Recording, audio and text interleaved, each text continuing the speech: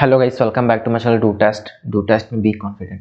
चलो आज का वीडियो शुरू करते हैं गाइस। आज के वीडियो हम लोग बात करने वाले हैं प्रदेश में जो 45,000 अनियमित और संविदा कर्मचारियों को रेगुलर करने की तैयारी जो है भूपेश सरकार के द्वारा की जा रही थी। लेकिन वर्तमान में एक ऐसा न्यूज आया है जिसको आप देख के दंग रह जाओगे कि जो संविदा कर्मचारी हैं उनको जो है छत्तीसगढ़ सरकार के द्वारा पूरी तरीके से रेगुलर नहीं करने की बात कही है। इसमें आपको बता दूं कि जो जितने भी संविदा कर्मचारी हैं, दैनिक वेतनभोगी हैं, इनके जो नियमितीकरण पर बहुत बड़ा संकट आ खड़ा है हुआ है इस क्वेश्चन के आंसर में। ये जो क्वेश्चन पूछा गया था आपका श्री अजय चंद्राकर जी के द्वारा पूछा गया था, जिसके उत्तर में आपका छत्तीसगढ़ पंचायत संचालनालय के द्वारा ये आंसर दिया गया है। अब इसी आंसर को हम लोग आगे वीडियो में जानेंगे। साथ ही हम लोग जानेंगे कि जो आपकी छत्तीसगढ़ में भूपेश सरकार है, उन्होंने जो आपके जिस समय आपका चुनाव होना था छत्तीसगढ़ में, उस टाइम में जो है आपका एक घोषणा पत्र जारी किया था, जिसमें साफ साफ इन्होंने कहा था जो संविदा कर्मचारी हैं और जो दैनिक वेतनभोगी कर्मचारी हैं, उन सारे लोगों को जो है रेगुलर करेगी कांग्रेस की सरकार। इससे पहले जब आपका राहुल गांधी जी का जो भारत जोड़ो यात्रा चल रहा था और गुजरात में जो चुनाव अगर सरकार बनती है तो उनके द्वारा एक साफ ट्वीट किया गया था कि अगर गुजरात में उनका सरकार बनती है तो जो संविदा कर्मचारी हैं और ठेके के कर्मचारी हैं उनको जो है रेगुलर किया जाएगा कांग्रेस की अगर सरकार वहां पे बनती है तो। इस तरीके से जो है उनके द्वारा कहा गया था। उसके बाद जो छत्तीसगढ़ में भी ये जो रेगुलराइजेशन का जो आपका संविदा कर्मचारियों का जो हड़ताल वगैरह और जो बात है वो बहुत ज्यादा फैलने लगा था, ठीक है।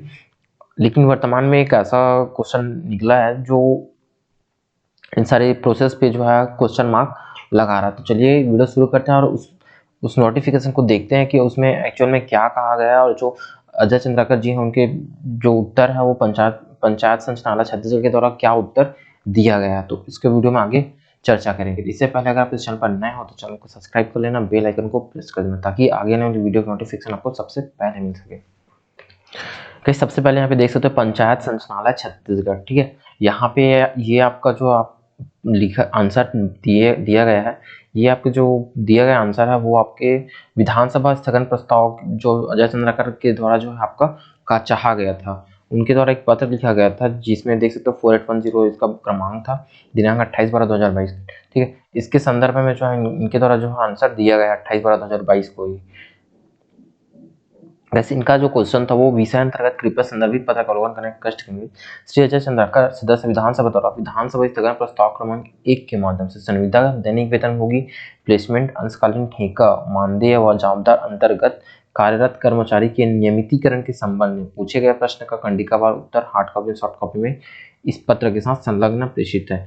यानी इनके द्वारा जो है उत्तर दिया गया, इनके द्वारा जो पूछा गया सवाल था, इस सवाल को देख सकते हो यहाँ पे जो इनके द्वारा जो सवाल पूछा गया था ये था, प्रदेश के सरकारी विभागों और निगमों में संविदा व दैनिक वेतनभोगी कर्मचारियों की संख्या जो है 2.8 लाख है। यानी जो 2.88 लाख कर्मचारी जो है पूरे छत्तीसगढ़ में संविदा कर्मचारी से लेकर प्लेसमेंट एजेंसी तक के जितने भी कर्मचारी वो सब काम कर रहे हैं, ठीक है।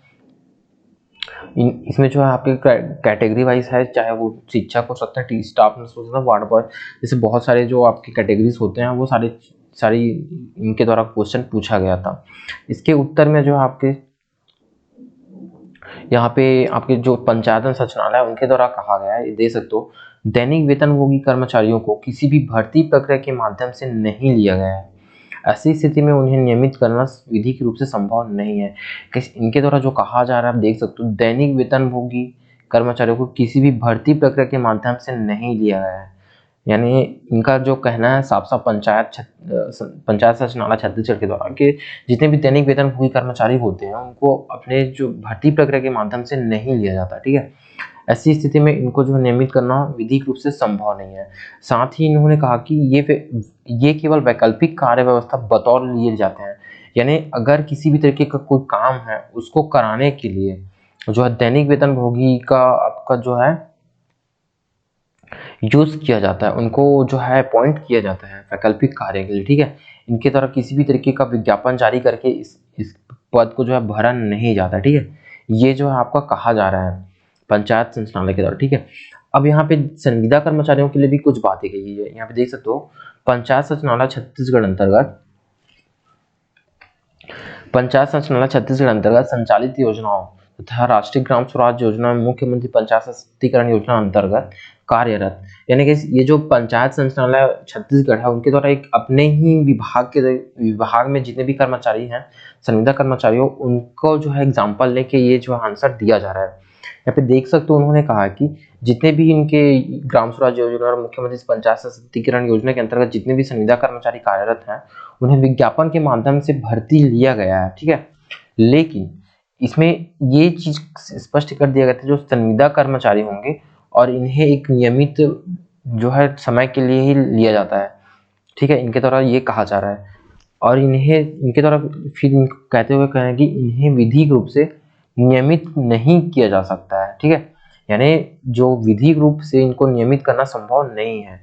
इनका साफ साफ ये कहना है कि जो संविदा कर्मचारी हैं, चाहे किसी भी विभाग में वो काम कर रहे हो, ये अपना विभाग का एग्जाम्पल लेके बता रहे हैं, बट ये इनका कहना है कि जितने भी विभाग है छत्तीसगढ़ में जहाँ संविदा कर्मचारी और दैनिक वेतनभोगी काम कर रहे हैं उनको विधिक रूप से नियमित करना संभव नहीं है। और इनका एक और तर्क भी, इन्होंने कहा कि ऐसे अभ्यर्थी, ये जो नियमितीकरण है वो ऐसे अभ्यर्थियों के साथ छल माना जाएगा जिन्होंने इस पद को संविदा समझकर आवेदन भरा ही नहीं था। यानी जो छत्तीसगढ़ की सरकार है वो ये कहना चाह रही है ओवरऑल कि जो संविदा पद होने की वजह से फॉर्म नहीं भर पाए हैं वो जो कैंडिडेट है उनके साथ ये छल माना जाएगा। जब आप ये सारी चीजें पहले से जानते हो, तो जब आप चुनाव में घोषणा कर रहे थे उस टाइम पे घोषणा पत्र जब जारी कर रहे थे तो ये सारा प्रॉब्लम आपको फेस करने के लिए नहीं मिला होगा, क्योंकि चूंकि आपको ये सारा चीज पता था कि ये जो पोस्ट होते हैं वो संविदा होते हैं, तो आपने ये क्यों कहा कि संविदा पोस्ट को जो है आपका संविदा दैनिक वेतनभोगी इनको रेगुलर किया जाएगा, और आपने घोषणा पत्र में लिख दिया। क्या उस समय पे आपके दिमाग में ये सारे क्वेश्चन नहीं आए होंगे जो क्वेश्चन आप अभी पूछ रहे हो। साथ ही उनके द्वारा कहा गया कि इसके अतिरिक्त यदि ये नियमित किए जाते हैं तो मानव संसाधन संबंधी अंश इन योजनाओं में वित्तीय भार अवश्य बढ़ेगा, जिससे उन जन कल्याणकारी योजनाओं की अन्य कार्यों में तो वित्त संसाधन में कमी हो सकती है। और साथ ही इनका एक और तर्क है जो आपके वित्त से संबंधित है। गाइस, जब आप संविदा कर्मचारियों को नियमित कर्मचारियों से हाफ दाम पे काम कराते हो और उनसे ज्यादा आप मेहनत कराते हो उन लोगों को, तो जब आपको वित्तीय भार पड़ रहा है तो आपको सीधा रेगुलर पोस्ट में ही ज्वाइनिंग कराना चाहिए।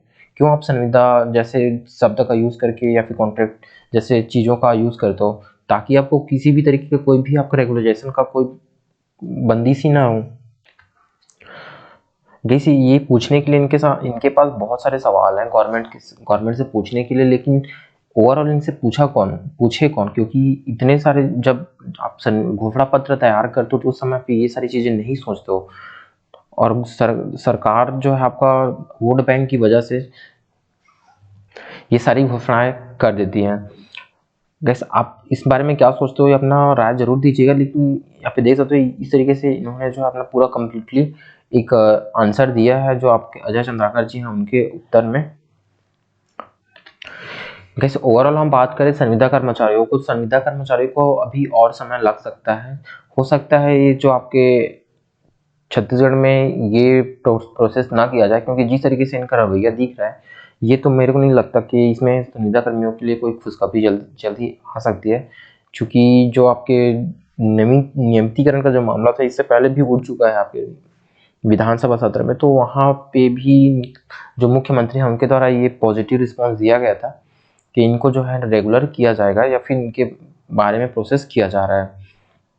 लेकिन जो अभी नोटिफिकेशन जारी हो रहा है उसके हिसाब से ये नहीं कहा जा सकता कि आने वाले टाइम पे संविदा कर्मचारियों का कोई भविष्य होगा। मैं ये सोचता हूँ कि अगर आप जब जानते हो संविदा कर्मचारियों को लेते ही क्यों, जिस तरीके से ओडिशा सरकार ने संविदा कर्मियों को पूरी तरीके से खत्म कर दिया है उसी तरीके से आप भी संविदा कर्मचारियों को पूरी तरह से खत्म कर दीजिए। अगर आपको लेना है तो वैकल्पिक रूप से आप किसी भी काम के लिए क्यों लेते हो, क्योंकि अगर किसी को लगना है जॉब लेना है तो या तो कंपटीशन फाइट करके ले या फिर किसी भी अपने तरीके से कोई दूसरा काम करे या फिर कोई अपना तैयारी करे, कोई अपने गोल्डन एज का पूरा फायदा जो है अपने एक प्रॉपर टारगेट के बेस पे काम करेगा। और आप जॉब भी देते हो फिर उसके बाद उनको ये कहते हो कि आपको जो है रेगुलर या नियमित नहीं किया जाएगा, क्योंकि वो लोग सिर्फ नियमितीकरण की वजह से ही इतने लंबे समय तक काम करते हैं।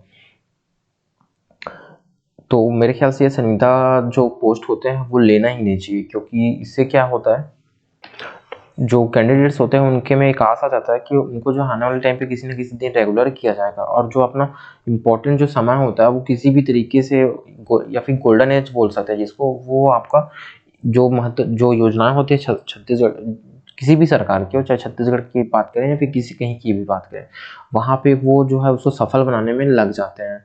उनका एक ही मोटिव होता है कि आने वाले टाइम पे उन्हें रेगुलर किया जाएगा, बट ऐसा होता नहीं है जिस तरीके से अभी जो है आपका किया जा रहा है छत्तीसगढ़ में वर्तमान में। ऐसी किस्से बहुत सारे होते रहते हैं। आई होप आपको वीडियो समझ आई होगी, पसंद आई होगी। वीडियो पसंद तो वीडियो को लाइक कीजिएगा, चैनल को सब्सक्राइब कीजिएगा। मिलते हैं नेक्स्ट वीडियो में। जय हिंद।